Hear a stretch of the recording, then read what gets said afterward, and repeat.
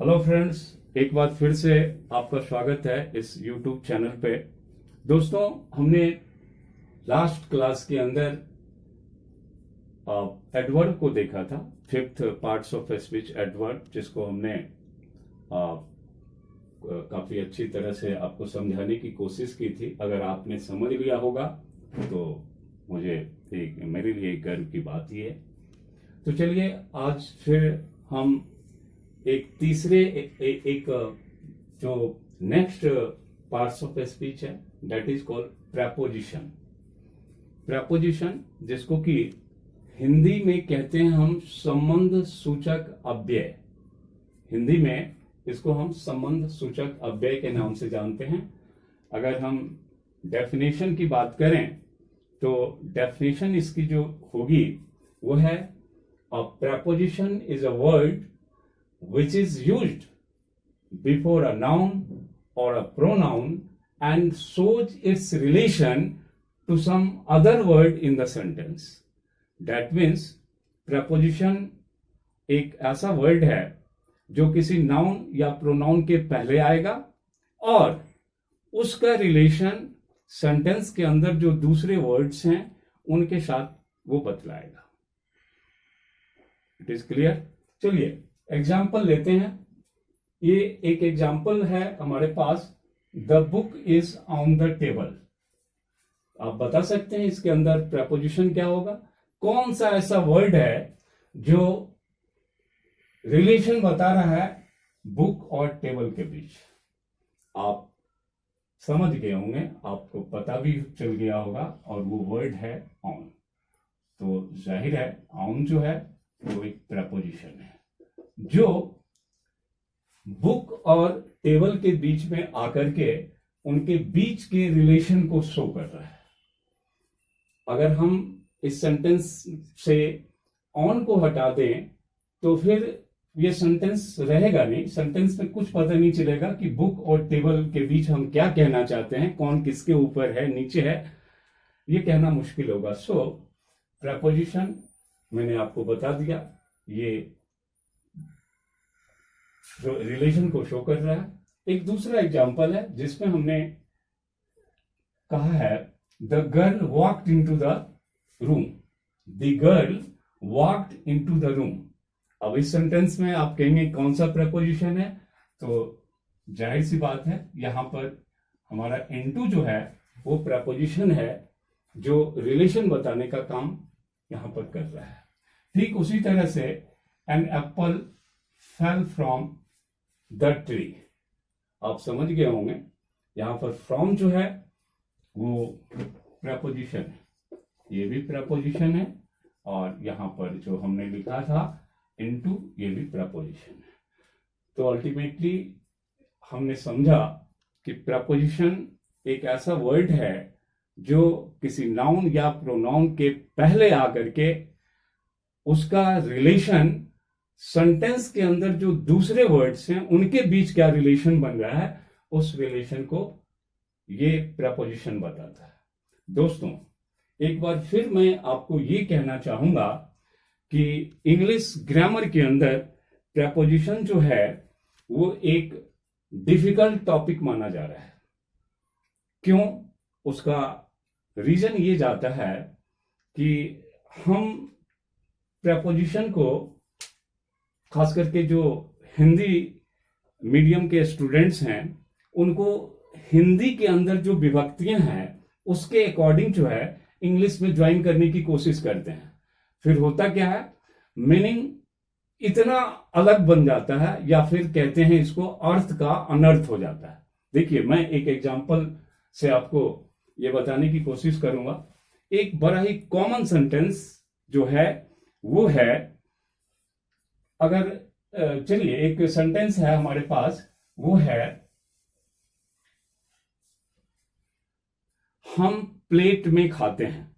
अगर मैं आपसे पूछूं कि इसकी इंग्लिश क्या होगी, तो और अक्सर मैंने स्टूडेंट से इस तरह के बड़े सारे क्वेश्चंस किए हैं, इवन कि जो कहते हैं कि मैं बहुत पढ़ा लिखा हूं, वो बड़ी बड़ी कंपटीशन की तैयारी करने की बात करते हैं, उनके अंदर भी मैंने देखा कि वो गलत जाते हैं।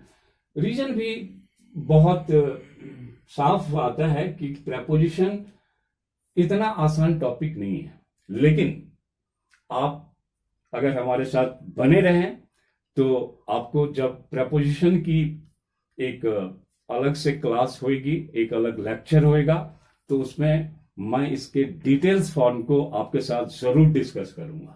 चलिए एक एग्जांपल से हम इनके कॉम्प्लिकेशंस को समझाने की कोशिश करता हूं। मैंने अक्सर जब स्टूडेंट से पूछा कि भी हम प्लेट में खाते हैं, बड़ा सिंपल सा सेंटेंस है, आप इसकी इंग्लिश करके बताओ, तो 99% स्टूडेंट्स जो थे उन्होंने लिखा कि we eat in the plate. शायद अभी आपको लग रहा होगा ये सेंटेंस तो सही है, फिर इसमें कुछ अलग सी चीज क्या है। तो दोस्तों यहां पर प्रेपोजिशन का गलत तरीके से यूज हो गया है, लेकिन ऐसे ही सेंटेंस क्योंकि हमें बनाने की आदत पड़ गई है तो हम बना लेते हैं और ये सोचते हैं कि भाई चलो इंग्लिश की बात थी और हमने बना दिया और सही। नतीजा यही होता है, आप जब एग्जाम में होते हैं, कंपटीशन में होते हैं, गलत हो जाता है। देखिए यहां पे जो हमने इनका यूज किया है ये रॉन्ग है।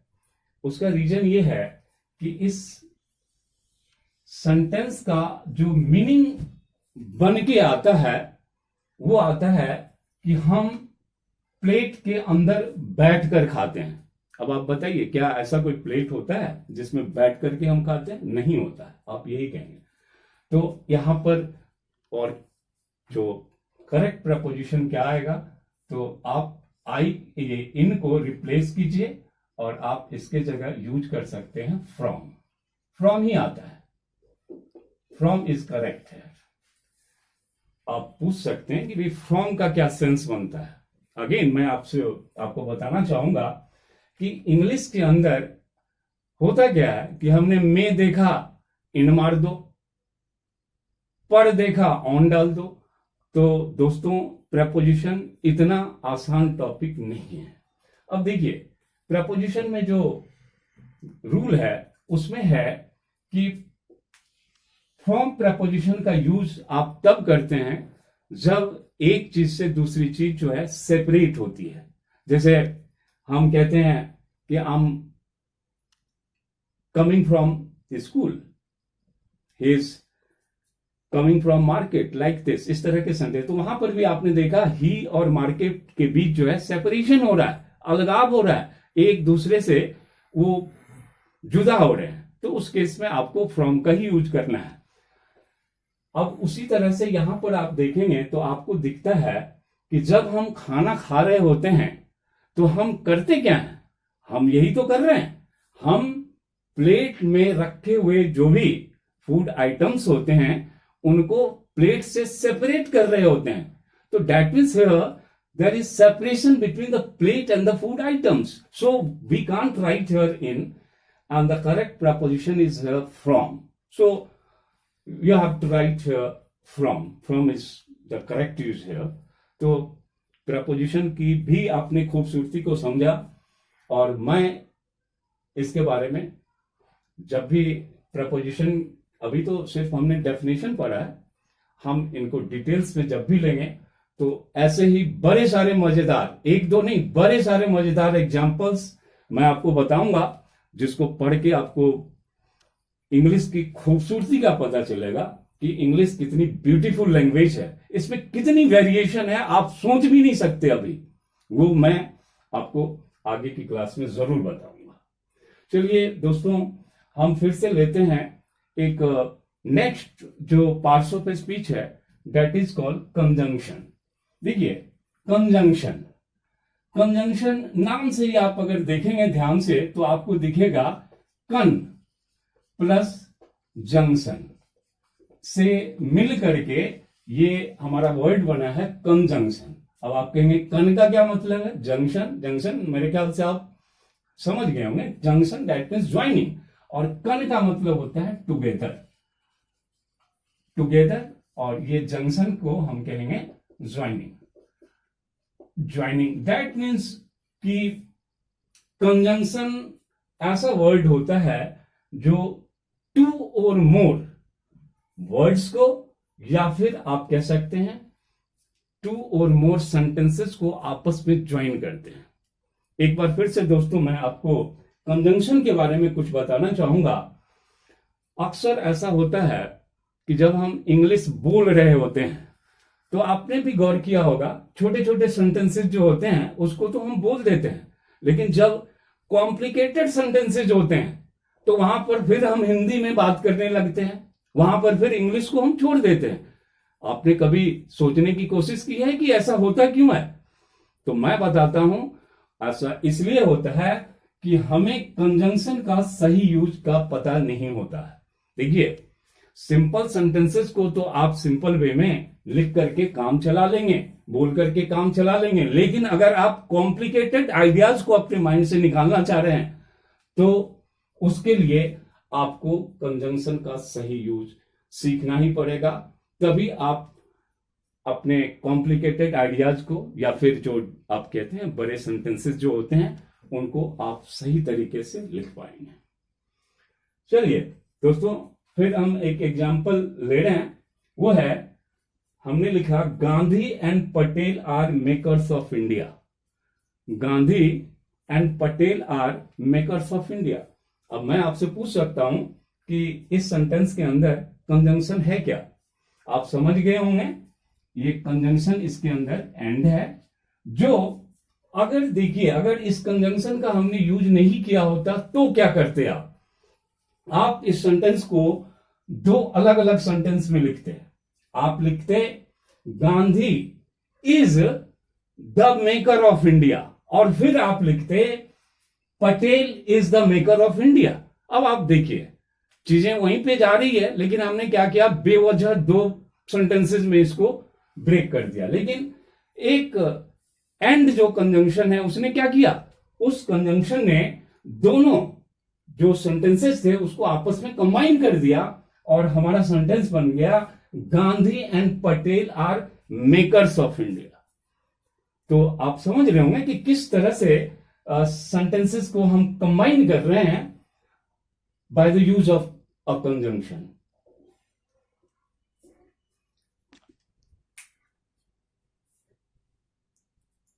तो नेक्स्ट एग्जांपल है दोस्तों कंजंक्शन का। वो है, मैंने गैप छोड़ रखा है और आप कुछ सेकंड्स के लिए, मैं मिनट का टाइम नहीं दूंगा, कुछ सेकंड्स के लिए आप सोचें और बताने की कोशिश करें कि क्या होगा। आप चाहें तो अगर मेरे लिखने से पहले अगर आपने इस गैप्स को फिल कर दिया तो आप कमेंट सेक्शन में उस आंसर को करेक्ट हो या रॉन्ग हो, इट डजेंट मैटर, आप इसके अंदर फिल करें। तो चलिए, ये जो सेंटेंस है हमारा, please wait dash he comes, आप बता सकते हैं कि इसके अंदर कौन सा कंजंक्शन फिट आएगा? चलिए मैं बता देता हूं। अगर आप लोगों ने अनटिल सोचा है तो निश्चित रूप से आप सही हैं।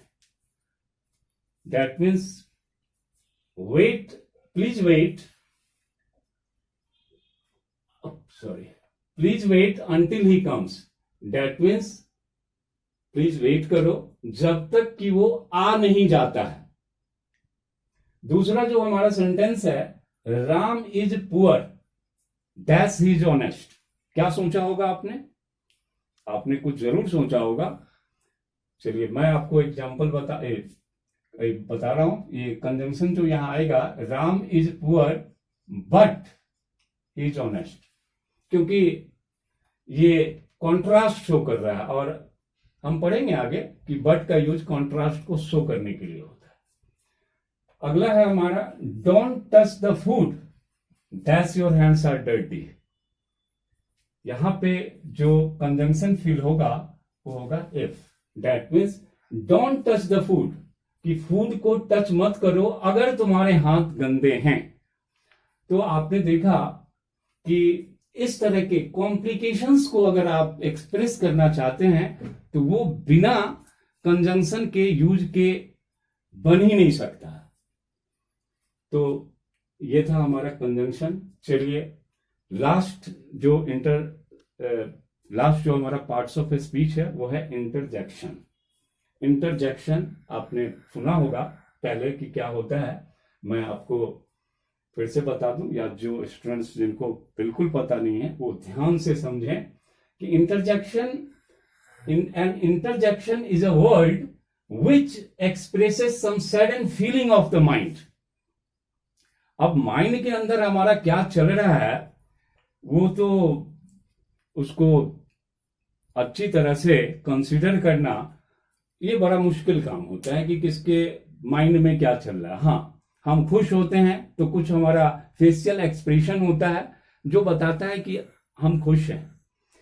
अगर कोई दुखी है तो उसके फेशियल एक्सप्रेशन से हमें दिखता है कि वो दुखी है, या कोई सरप्राइज है तो भी कुछ हद तक आप फेशियल एक्सप्रेशन को रीड करके इन चीजों को बताते हैं। तो इंटरजेक्शन जो है वो कुछ इसी तरह का जो है एक्सप्रेशन है, वो माइंड का एक्सप्रेशन है। जैसे हमने लिखा hello, what are you doing, तो यहां पर जो हमारा इंटरजेक्शन है वो हेलो है। Bravo, you have won the match, sorry, bravo you have won the race, हम शाबाशी देते हुए कह रहे हैं कि you have won the race. Similarly हमने लिखा hurray, Delhi has won the IPL match. तो ये जो है, ये अभी जो मैंने सर्कल किया है, ये वर्ड्स सारे के सारे जो हैं हमारे फीलिंग्स, जो माइंड के अंदर जो चीजें चल रही है उसको, सडन फीलिंग को जो है वो एक्सप्रेस कर रहा है। ऐसे वर्ड का कोई मतलब नहीं होता, लेकिन ये हमारे फीलिंग्स को एक्सप्रेस करने के लिए, जैसे आप खुश हैं तो आप चाहें या ना चाहें आपके मुंह से उस तरह का एक्सप्रेशन खुद व खुद निकल जाता है। आप किसी खूबसूरत बिल्डिंग को देखते हैं वो, तो ये आप अपने आप को रोक नहीं सकते। तो इस तरह के जो वर्ड्स होते हैं जो अचानक ही आपके मुंह से निकल पड़ता है, डिफरेंट सिचुएशंस के अंदर अलग अलग वर्ड्स जो निकलते हैं, वो सारे के सारे वर्ड जो हैं वो इंटरजेक्शन है।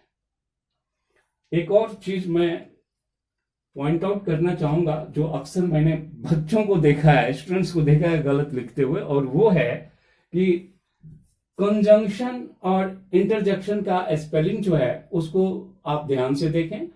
जब हम कंजंक्शन लिखते हैं वहां पर JUN का यूज होता है, और इंटरजेक्शन में जैक्शन जो है इसमें JE का यूज होता है। तो इसको भी आप नोट डाउन कर लें। अगर आप नोट डाउन करते हैं तो आप कई सारे मिस्टेक्स करने से बच जाते हैं। तो फ्रेंड्स, आज का ये टॉपिक जो था हमारा पार्ट्स ऑफ स्पीच का, ये मैंने खत्म किया, और जहां तक मुझे लगता है आपको भी पढ़ने में मजा आ रहा होगा। आपने भी इन चीजों को अच्छी तरह समझाया है, क्योंकि मैंने पूरी कोशिश की है कि मैं आपको अच्छी तरह से इन चीजों को समझाऊं। तो आपने इसको समझा भी होगा। तो दोस्तों, फिर हम अगले वीडियो में मिलेंगे, लेकिन उसके पहले मैं आपको कहना चाहूंगा कि अगर आपने इस वीडियो लेक्चर से अगर आपने कुछ सीखा है, आपको पढ़ने में अच्छा लगा है, तो आप इस वीडियो को लाइक कीजिए, अपने दोस्तों के बीच शेयर कीजिए, सब्सक्राइब कीजिए, और जो आखिरी चीज होगा कि अगर आपका कुछ वैल्यूएबल सजेशन आपकी तरफ से है कि इन चीजों को और भी क्या किया जा सकता है, कैसे किया जा सकता है, मैं अगर कुछ इसमें और इम्प्रूवमेंट कर सकूं आपके सजेशन से, तो मेरे लिए अच्छी बात होगी। तो आज के लिए इतना ही। Thank you.